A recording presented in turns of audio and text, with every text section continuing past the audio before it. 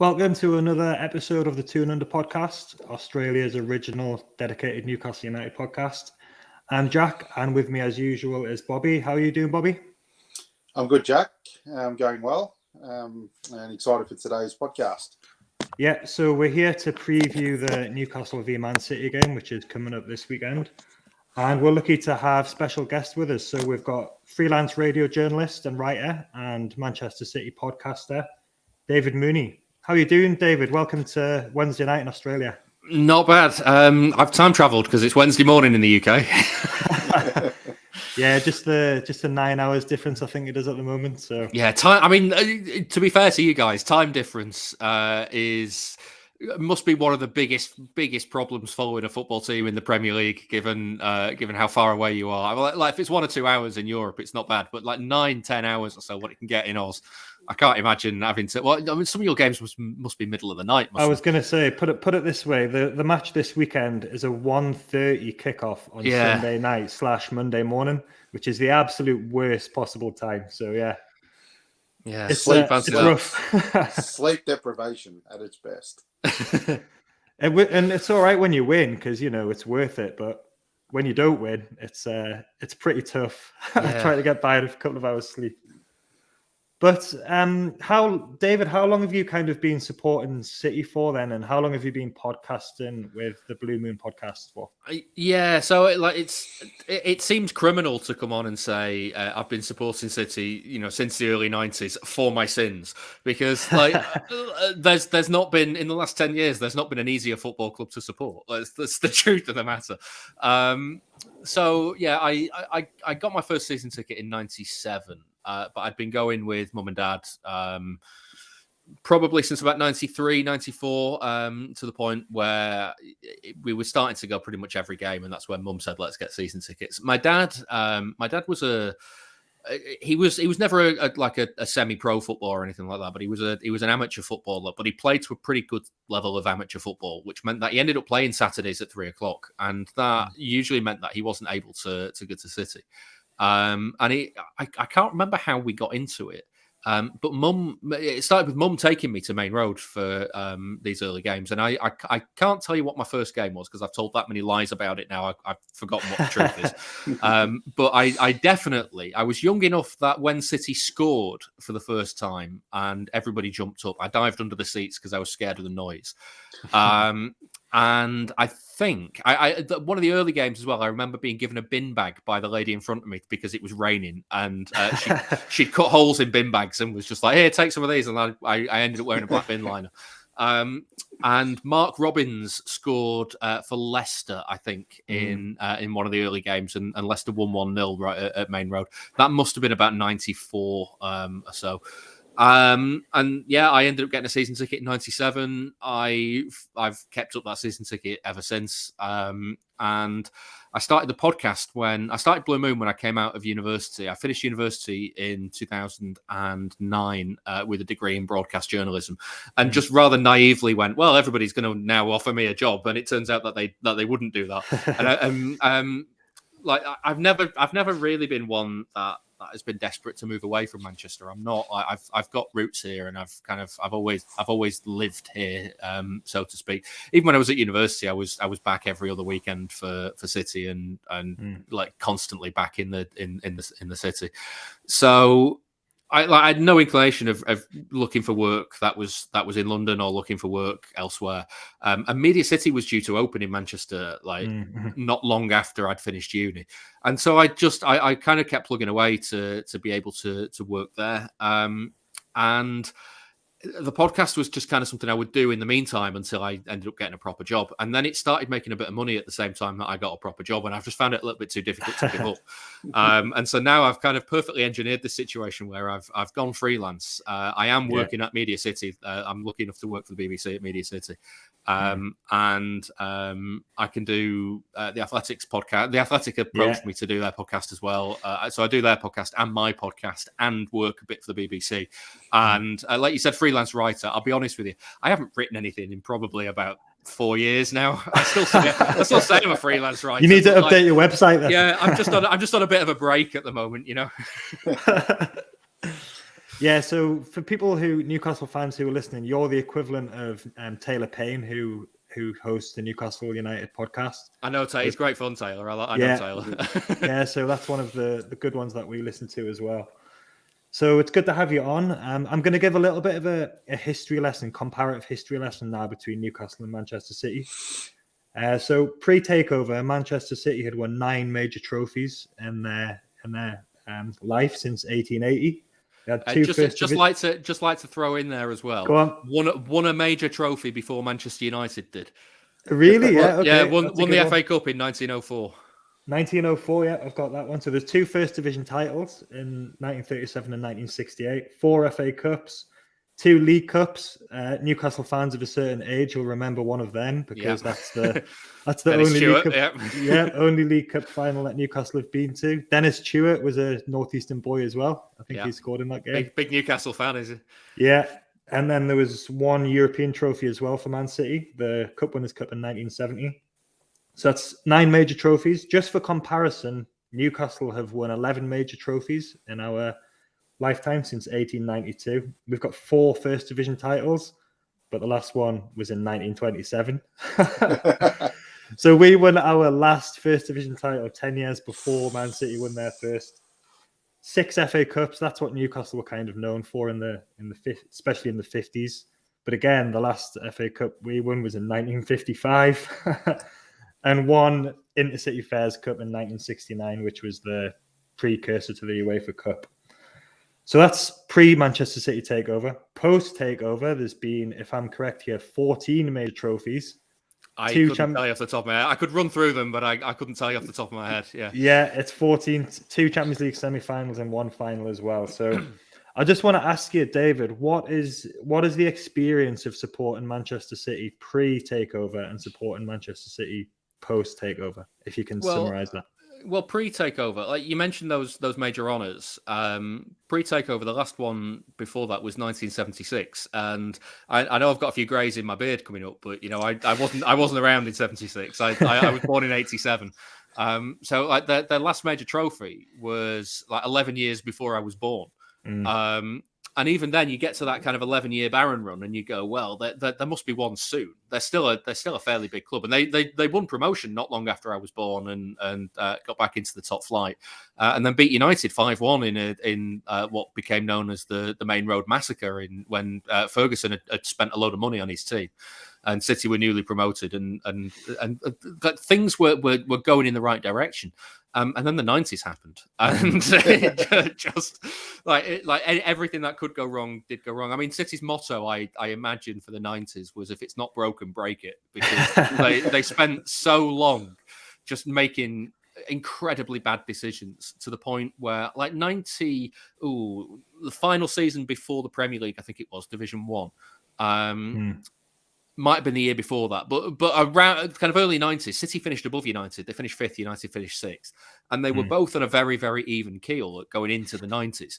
And then you look by 99, United have their best ever season with the treble, and City have their worst ever season in Division 2 in the 3rd tier. And you're like, how has the fork in the road gone so differently here? And I mean, in 99, City had 50. They had more than 52, I think it was, senior pros on the books.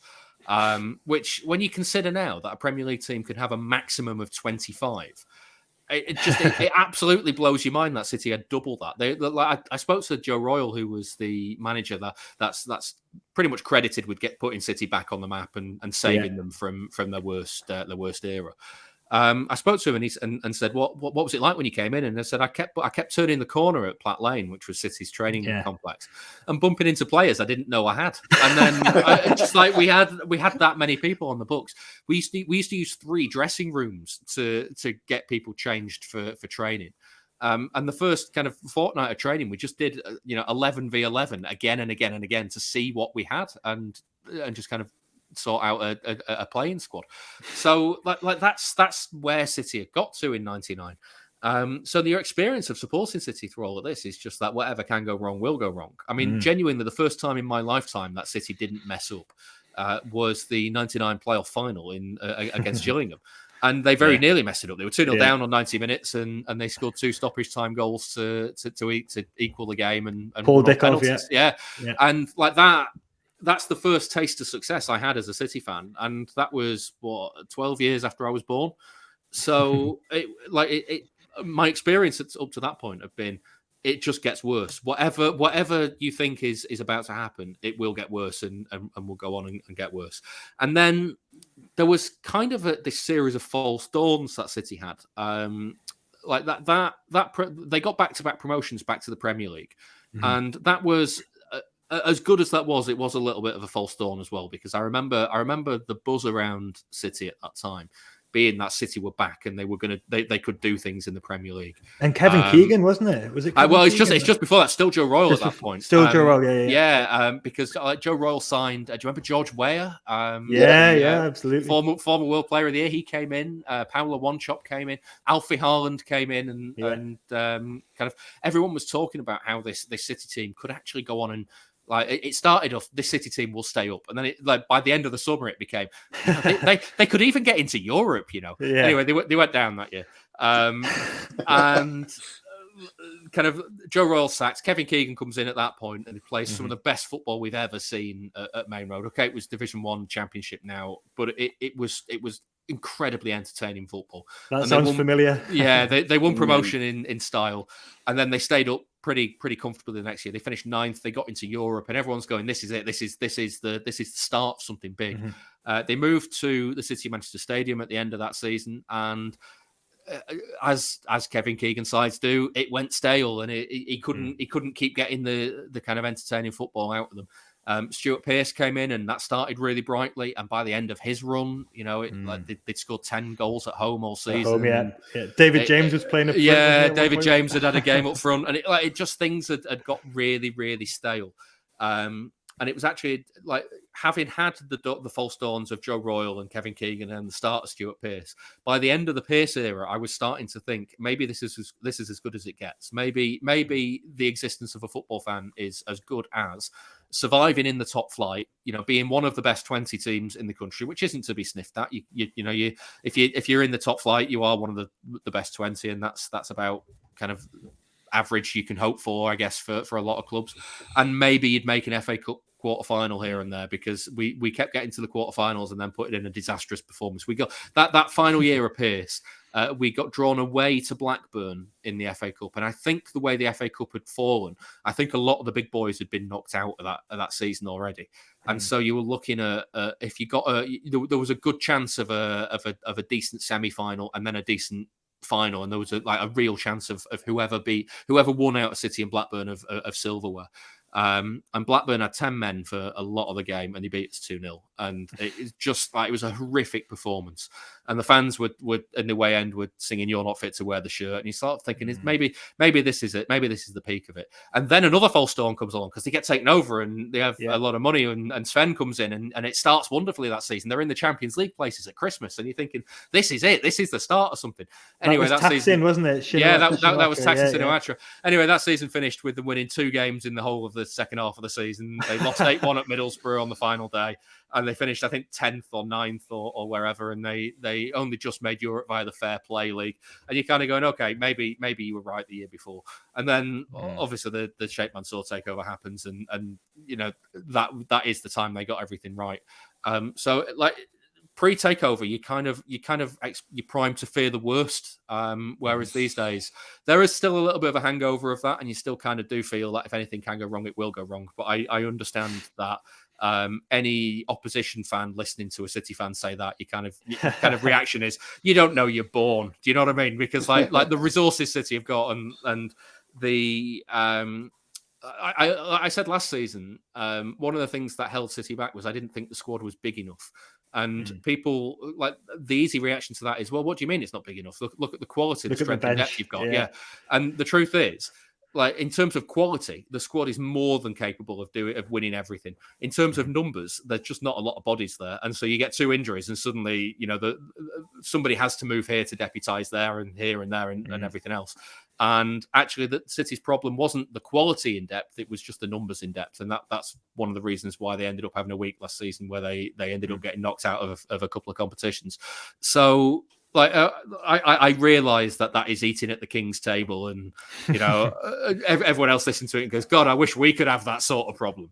Like I get it, I get the privilege that it is, but it doesn't make it not true as well. And it's expectations, though, isn't it? Then? Yeah, it is. I mean, it's where you set your expectations at the start of the season. Like City still struggle. I think the fans still struggle with not being the City that they used to be. And what I mean by that is there's a lot of fans who will, after a defeat, after kind of you could lose to, I don't know, pluck a team out of the air. We'll go Crystal for it. Palace. We'll go for Crystal Palace, someone like that. You could lose to Crystal Palace, and you would go, well, actually, it's fine to be disappointed with that. I know they've just won 10 on the bounce, but it's absolutely fine to be annoyed at losing to Crystal Palace, because they shouldn't do, given the team that they've named and what they've done. And there'll be fans who turn around and say, yeah, but at least they're not losing to Macclesfield anymore. And you go, yeah, but the team that lost to Macclesfield hadn't had, £500 million spent on it, and hadn't had all these, like, it was worth absolutely nothing, that team.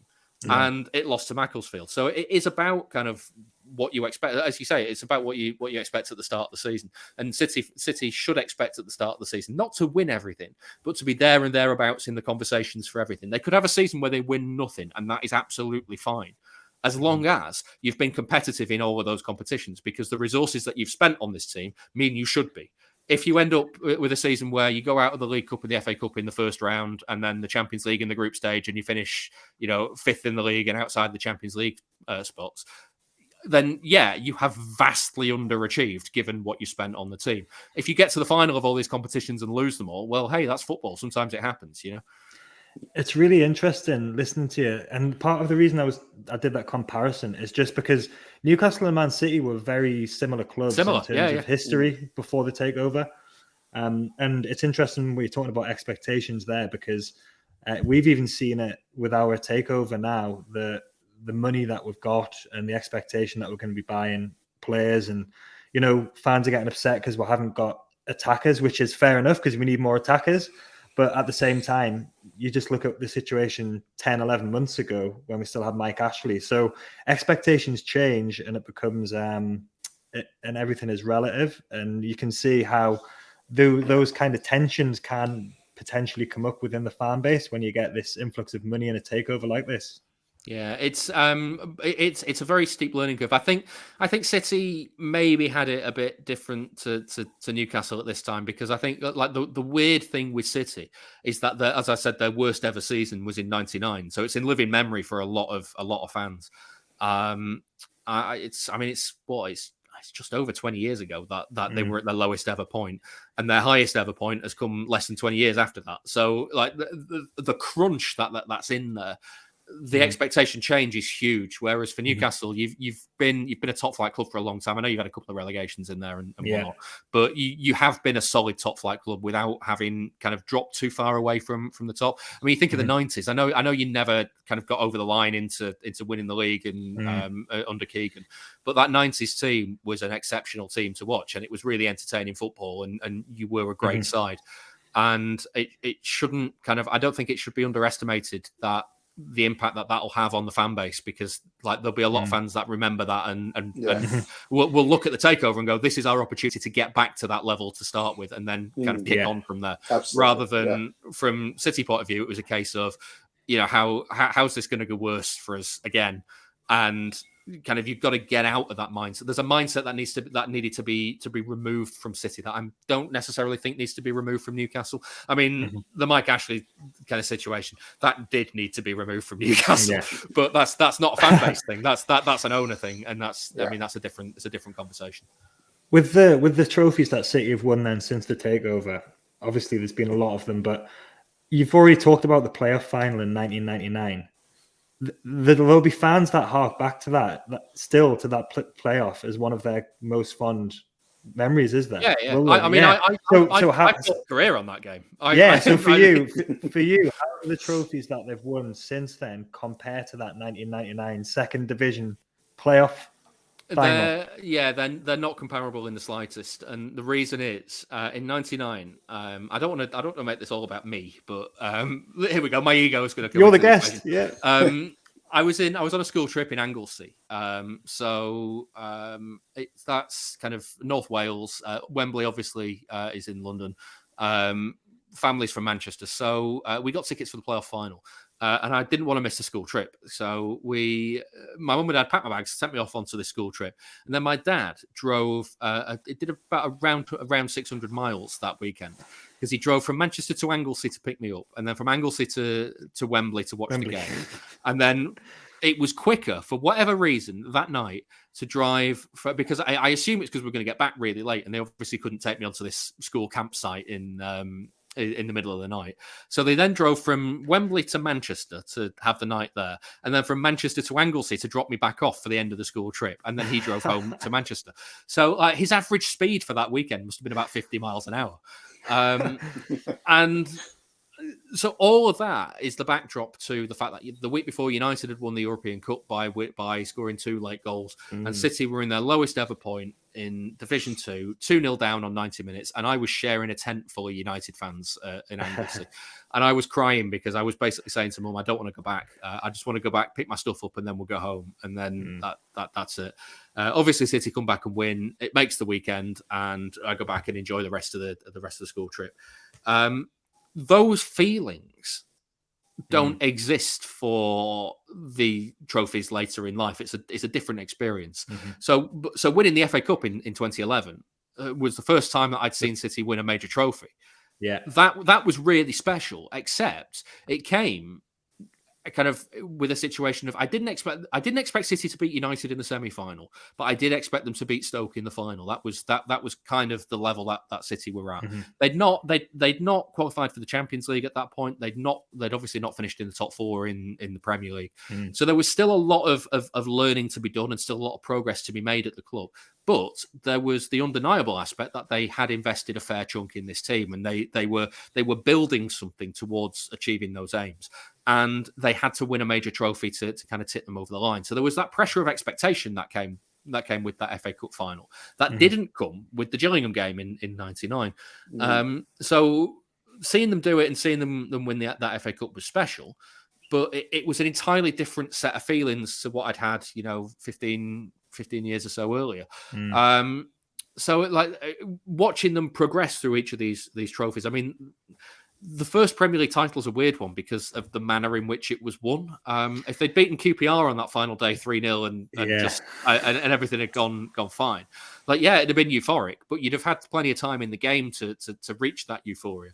Whereas, scoring 2 goals in stoppage time to win it, you kind of you go from the pits of despair to the sheer jubilation so quickly that actually it's like a drug. It's like a real rush that you don't get in kind of other ways. So that's why that one's special. And then it's every single way that they've won different trophies has been really nice and really special. The only one that kind of hasn't had that same sort of impetus is the League Cup, which they keep winning because they keep naming really strong teams in, and everybody else rotates their team, and it's as simple as that, really. I hope they get that back this season, though, because the Liverpool have just taken the record again back off us. We had the record for the most number of, we equaled their record for the most number of League Cup wins, and so last season when they won it, they got it back outright. So if we win it again this season, we take it, we level it again. Go on, Bobby. I was going to ask you that Aguero moment. I think even here in Australia, we still talk about it. I want to know what your experience was with that moment. Where were you?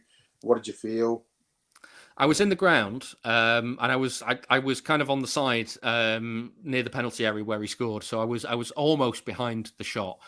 I have a little bit of a strange relationship with this game because the job I was doing at the time, I was presenting a City show on a local radio station in the evening.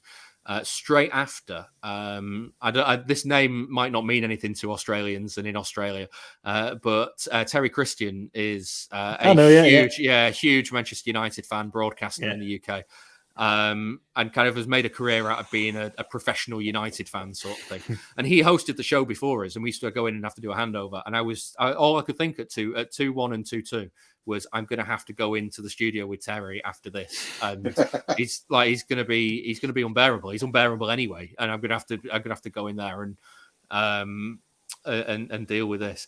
And then obviously Aguero scored, and then I got to the studio afterwards to find out that he'd actually pre-recorded his show, so he didn't have to face us in assuming that City were going to win the league anyway. So he got lucky that day, and funny enough, he didn't do the one after City had won 6-1 at Old Trafford as well. It was a couple of strange coincidences there.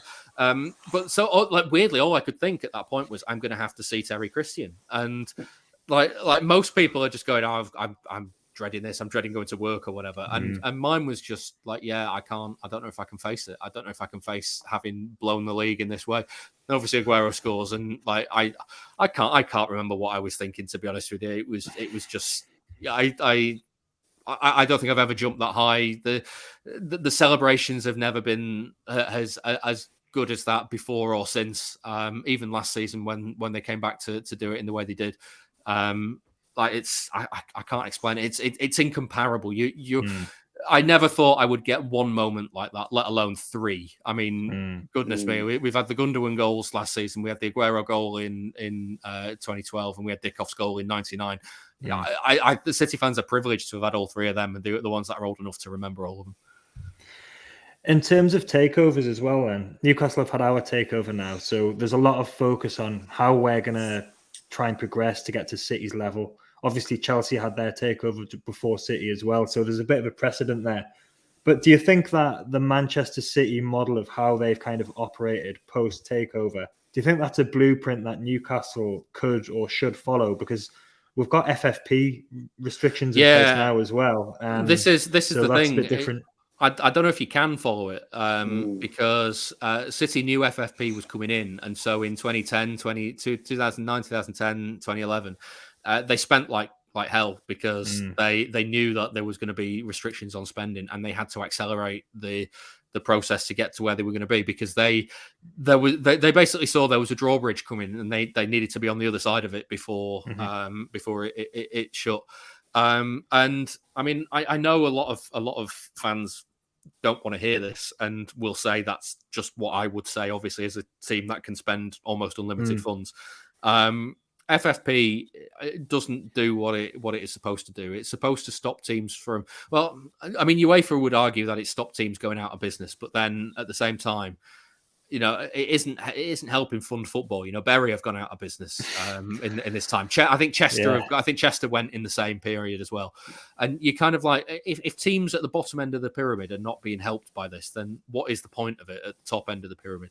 And it's to stop teams going out. If it's to stop teams doing what Portsmouth did, then I mean, surely due I can't say the words, but due diligence on owners should be more important than restricting what they can spend, because ultimately City can spend whatever the hell they want on their infrastructure at the club. They can pump money into the academy and all that sort of stuff, and they have done. They just can't pump money into the first team. Well, by pumping money into the academy, they kind of do pump money into the first team, because they've made record sales this summer again. And it's all players that are probably never going to play for the first team, and then they turn that into going out £10 million plus, for whoever they want. So, like, the point of FFP, to my eyes, was basically to stop rich owners coming in and spending a lot of money, and to protect the teams that couldn't do that. So to protect the teams like United and you know, Barcelona, Bayern Munich, Real Madrid, the teams that didn't have, you know, an oligarch in Chelsea's case, or, you know, a sheikh in City's case, coming in and just dropping whatever spare change they had to spend money on players. And the issue that it kind of created was to teams like, let's pluck another team out of the air, to teams like Everton, for instance. It looks on paper like a really good move, because what you're saying is we're reining teams like City in towards us, when actually what it's doing is it's pushing teams like City away from you, because it's stopping. I'm not going to sit here and claim that City were fighting FFP for the good of football, so that you know, everyone could have, you know, maybe one day you can live out your dreams when a rich owner comes and buys you. That's not the case at all. City, it was entirely self-interest. City wanted to spend more money than they were allowed to, and that's as simple as that. That's why City disagreed with FFP. But like the flip side of that coin is that, yes, one day a rich benevolent owner can come in and spend a lot of money at Everton and get them to where they are now. Or to a lot higher than where they are now, given the season that they had last season and what might happen this season. But it makes it possible. And like the way that football is funded, there is no other way to do it. That's a simple fact. The rich at the top will always get richer because the most prize money is for the teams that are the rich. And that's kind of how it works. You look at like kind of how Barcelona have got themselves into the position they've got themselves in, where they exist in a country where one of two teams pretty much always win the league and pretty much always do well in the Champions League. Kind of going, how on earth have you done? How on earth have you conspired to get yourself into this position? Everyone points at Germany as the wonderful fan ownership model. Well, the truth is, one of Bayern Munich's fan owners is he also the owner of BMW? So it's like well, of course he's pumping money into the club, and like it's obviously not healthy the way that it's working there.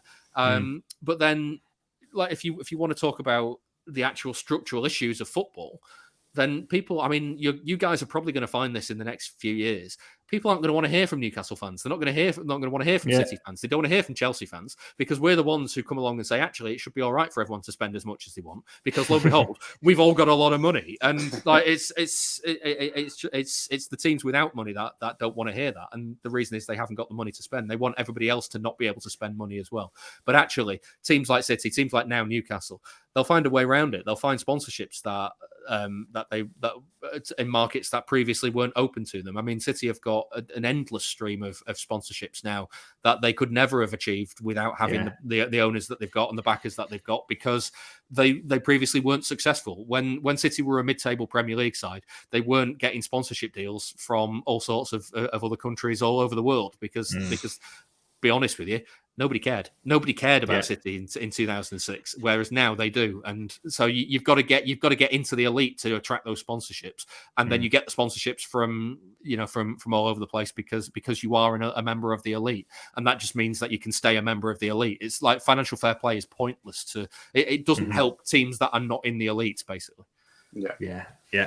Then we had Kieran Maguire on the pod, and he said that exact thing. It's about protecting the elite, and he name-checked Real Madrid and Manchester United. So, talk to us briefly before talk about the match about Manchester City's early squad building after the takeover, because they signed Shay Given from Newcastle, and we had Seb Stafford-Bloor from the Athletic and Tifo Football on talking about stepping stone players. And he said that's what Man City did a lot at the beginning. There was a load of them. Like everyone remembers Robinho as the headline signing. Well, he wasn't a stepping stone player. He was a we have arrived player, and that was it. And it didn't work. It just never worked for him at City. And I mean, less said about him the better these days, but you know what I mean. There are other players though who City needed. You can't go from being a team that consistently finished 9th, 10th, 8th, 9th, 10th to a team that is going to challenge for the title, and it just doesn't work like that. You have to get yourself into the top four. You have to get yourself into Europe, into the top four, into the title race. And the way City did it was they signed players like Kolo Touré, Emmanuel Adebayor, Shay Given, players that weren't going to have long careers at City and weren't going to be the elite level players, but they were a lot better than the players that they had already. I was against the signing of Shay Given because I thought Joe Hart was already at the level that City needed. I didn't see the point of bringing in Given, and then he had 18 months at City. He had 18 months. Wish he'd had his line a little bit more, but there's one criticism of him. But other than that, he was a decent 18 months. He made some big saves, and then Joe Hart came back and did wonders. And I just wondered, like, did we really need to take Shay Given from Newcastle to do that? You know what I mean? But Kolo Touré was a step up on players that they'd had. Emmanuel Adebayor scored goals that City that were previously not in the team. But 18 months after his signing, he was below the level of where City needed to be because they had Tevez. They were I think that by this stage they were just signing Dzeko. And then a year later, they'd sign Aguero, and it's kind of like the ability to step into where you are. And so, I think Newcastle's summer transfer window so far, actually, weirdly, has been a good example of what you can do and what you need to do. Because again, speaking to Taylor at the Athletic, he was talking about how the players that came in were needed. The likes of Kieran Trippier really, really was needed last January. Yeah. I mean, he waxed lyrical about Bruno. I can't say his surname. Bruno. Just call him Bruno. That's what we do. But he waxed lyrical about what he is, and he's the sort of player that you need to step in and kind of move the club forward. City did that with kind of like, you look at those early days. James Milner was a big one. Came Gareth in. Barry. Gareth Barry was a huge one. Yeah. The sorts of players that would come in and immediately improve the squad. They actually, Barry, Milner, and Lescott went on to be the backbone of the team that went on to win the first FA Cup and the first Premier League title. And that, like those, it feels a bit harsh to call them stepping stone players, because they were clearly quality players at the end of the spectrum that City needed them to be. But again, I don't know how much of that is open to Newcastle, because City had to overpay for those players. There was no reason why Adebayor would come to City over any other European club, because City were not his best choice of prospect for silverware. He had to come in and earn more money, and City had to pay more money to get him here. It was as simple as that. I mean, there's a nice little story that of Gary Cook basically saying that Yaya Toure and David Silva were the two signings that changed things for City. You can talk about Tevez, you can talk about Adebayor, you can talk about these sorts of players coming in. But the truth was, as soon as they got Yaya and as soon as they got Silva, it moved them up to the elite bracket already. And those are the sorts of players that Newcastle need to go out and target.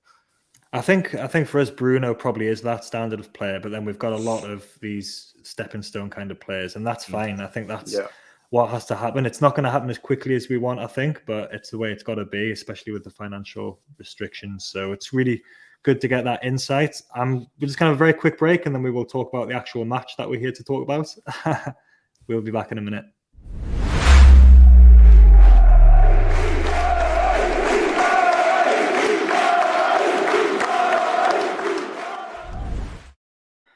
All right, so Newcastle v Manchester City, 1:30 a.m. on Sunday night, Monday morning for us. The absolute killer. Sunday afternoon in the UK.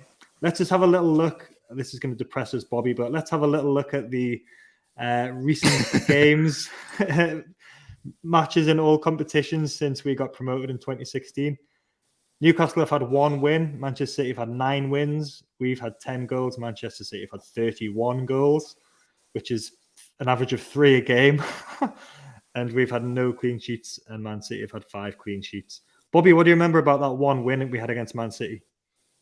Not a lot, because when I think of Man City, I think I'm very fearful, have been for a while. So, which one was that one? I think it was when Richie scored his penalty. It must have been. Rafa Benitez. The defensive masterclass of what we did there. I think we might have to do the same in this game to get anything out of it. So it's not good viewing, is it? It's horrible. David, probably a big one that you remember for City at Newcastle was probably 2012. I think it was your last away game when we were giving you quite a good game, and then Yaya Toure popped up. I was at that game. That was the day that Roberto Mancini famously invented tactics, because he there's ask any City fan, tactic Roberto Mancini known for, and I stress known for. They will always say, taking Carlos Tevez off, bringing Nigel de Jong on, and pushing Yaya Toure further forward. And the truth is, he did it twice. That's it. In his entire managerial career at City, he did it twice. And that was one of them. And because it won that game, people think of that game as that's what City did that year. But for the vast majority of that season, he didn't do it. And I mean, Tevez was AWOL for the vast majority of that season. And then even the next season, he sold De Jong. So it just wasn't a tactic that they used. But yeah, Toure popped up. One really nice finish and then one breakaway. Yeah, but you still going into that game. You still had a chance of the Champions League. So we came 5th. No real. It was not a. I don't think anyone expected an easy game. No, it was a good game. I remember I was at that one. And then what do you remember about recent games? They're all just like 3-0 and 5-0 and things, aren't they? Manchester City beat everyone 5-0, so they probably don't really stand out much. I mean, recent games, there was a spell, the Benitez era. I didn't really like playing Newcastle because he did make you hard to beat. But generally, I think even pre-takeover, City used to like Newcastle. There was something about Newcastle that City liked, and more often than not, they would show up. I remember at Main Road, Darren Huckabee scored one in a 1-0 win. Yeah. And City played pretty well. City played pretty well the time before that. I think Shearer scored, and he was absolutely 100% offside when you look at the line on the grass. But he wasn't flagged, and it went down as the winner. We had here's a name from the past. We had Tommy Wright in goal that day. I think we'd loaned him to you the season before, and Bobby Robson had said, had apparently said to the team, they've got Tommy in goal, so make sure, like, plenty of early shots, because he's 38 or whatever. He's not the most mobile. And I remember Shearer afterwards saying, "Why did you say that?" Because like he was stopping everything. I'd forgotten about that until then. I always feel like we've had good games against Newcastle, and then obviously post takeover we've the result to really take the game away from you at times. Last season was a little bit of a misnomer, because I think Eddie Howe used the second game at the Etihad to kind of see where Newcastle were at and try to play a bit of football, and understood that if he got took apart, and then he got took apart. So I don't expect the same sort of thing this weekend. Let's be honest.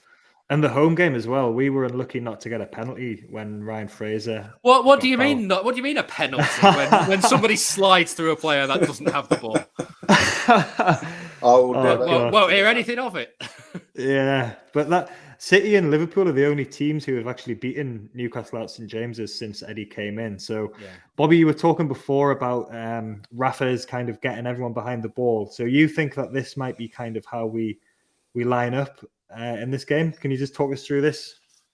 Yeah, look, formations, you know what Eddie's like. He's very fluid, and I don't think we have a set formation in what he does. So I just think they're the names that he'll use. Willock and Longstaff being the really hard-working, gut-running midfielders that can take space and do the defensive work as well. And, with Botman playing last week and Burnett left back, but I think Target will be back. So I think playing the 5 at the back might be the way to go. But, I think he'll be more defensive than he usually is at home.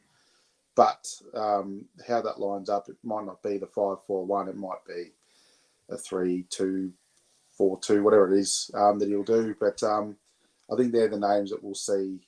And then having Maxi and Almiron come on towards the end, if we've kept it tight, might be the way he goes with it. Wilson's going to be isolated, isn't he, if we do that? But he's probably going to be isolated anyway, let's be fair. He was against Brighton. So, David, how do you feel when teams line up against City with kind of... do you prefer them to kind of sit back and sit in, or do you like teams to just play their normal game? I like teams that open it up, because then there's space for City. It's as simple as that. It feels a little bit nervy, and it is a little bit riskier, because obviously if you open it up and you do well, then you catch City at a time when there's not a lot of players back, and there's a chance you can create chances like that. So it kind of has its risks, but I like teams that do play a bit, because then City have the chance to play a bit as well. And when two teams are playing a bit, the team that plays a bit better is the one that wins, and generally that's City. So I don't blame teams for sitting in deep and trying to cut the counter-attacks. I'm interested if Newcastle do that and do kind of play a back 5 and sit on the edge of the box and look to break away when they get the ball. I'm interested to see if Guardiola does his fullbacks thing again, because at West Ham looked to do that on the opening day. And what Guardiola did was he said, okay, well, we won't play 4 at the back. We'll play 2 at the back, and the 2 fullbacks can sit in at fullback when we don't have the ball. And when we do have the ball, they're going to go and become midfielders alongside Rodri. And suddenly that became a midfield 5, and West Ham had no answers to that, because they were just overrun entirely. As soon as they then had to bring kind of players into the middle to stop City from dominating the ball in the middle, and then that just allowed City to pass it out wide to Foden and Grealish, and then they could do the damage from the wings. So it'd be interesting to see if Newcastle do sit deep, if Guardiola does the same sort of thing again, or if he's got something else up his sleeve. Because I mean, he's a mad bald man. I've no idea what I have no idea what he's thinking. His head is like a million Rubik's cubes all spinning at light speed. I don't really know what he's thinking.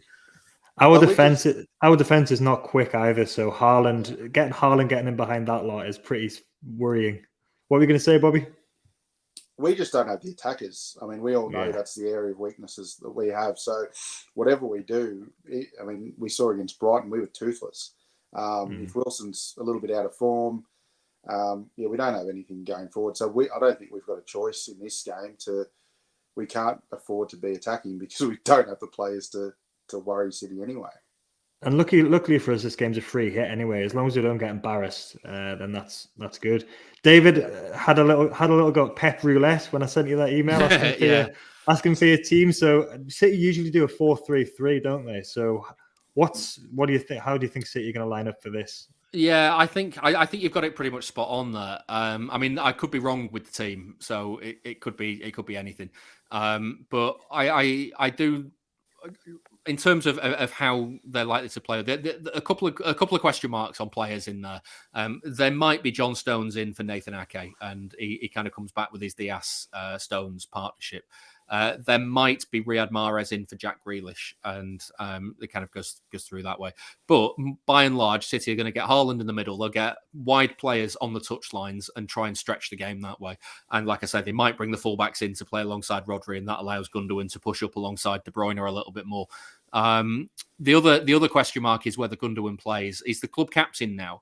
But he's by no means a nailed-on starter in the way that previous club captains like David Silva or Vincent Kompany were. Fernandinho to a lesser extent last season. Because I think with the news, I mean, we've heard this week that Bernardo Silva is now going to stay at City. That could change things, and that could mean that Bernardo comes in as well for Gundogan. So it really is. If you're looking to me for advice on City for your fantasy league team, my advice now these days is genuinely only pick De Bruyne and only pick Haaland, because everybody else they could be rotated out. Everybody else, so everyone's been burned by that, I think. Yeah. So like. Everyone can look at it, and at the end of a weekend where Foden scored twice and assisted once, they go, God, I could have had him for such a small amount. He was like, yeah, but you've no guarantee that he was going to play. That's the problem. Whereas De Bruyne and Haaland, they're the only real ones that, for the money you have to spend on them, they almost guarantee that they'll play. So they're the key too. Everybody else kind of rotates around that. I mean, I have effectively in a few positions just tossed a coin to see what we'll get.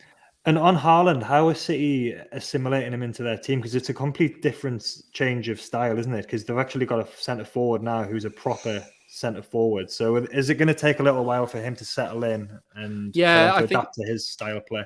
Yeah, I do think we're seeing that. I mean, the headline against Bournemouth was that I think it was 8 touches and 2 successful passes he made. One of them was a kickoff, and you're like, well, if one of your successful passes is a kickoff and the other successful one is an assist, like you've done all right.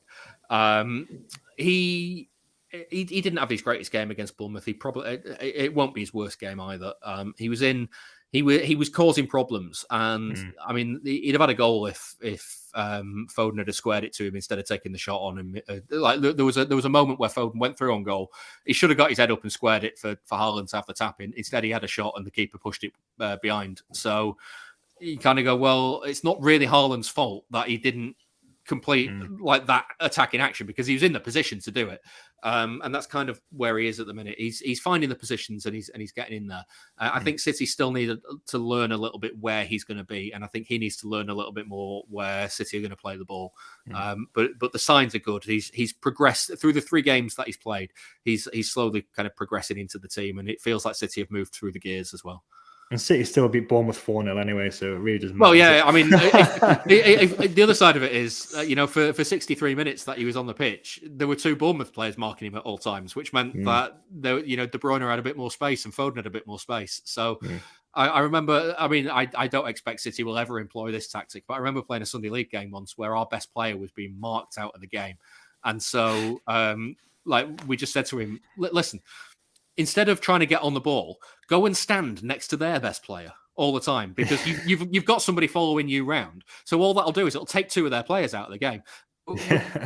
spent this league having this chain of 3 players just running around the pitch doing absolutely nothing to contribute to the game. Revolutionary tactic. Yeah, so we were marking their best player by sticking our best player on him because he was being marked out of the game, and we ended up winning the game because we had effectively an extra man, and it was like it's the sort of thing that I don't think a Premier League manager would fall for. Let's put it that way. I think if Guardiola was to turn around and say, "Listen, Kevin, you're being marked out of the game, so just go and follow I don't know who would you regard your best player, Bruno?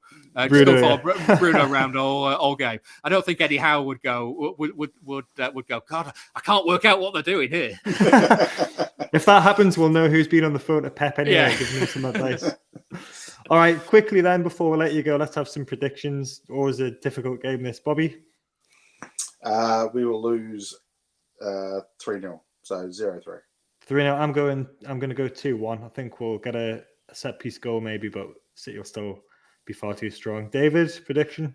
I was going to go 2-1, and what I'm interested about, neither side has conceded a goal yet this season, so it'll be interesting to see who scores first. So let's go 2-1 City. I'd almost take that. I'll take that. That's bad, isn't it? Maybe next season we won't, and we'll have progressed a bit. But yeah, it's, as I said, it's a free hit for us.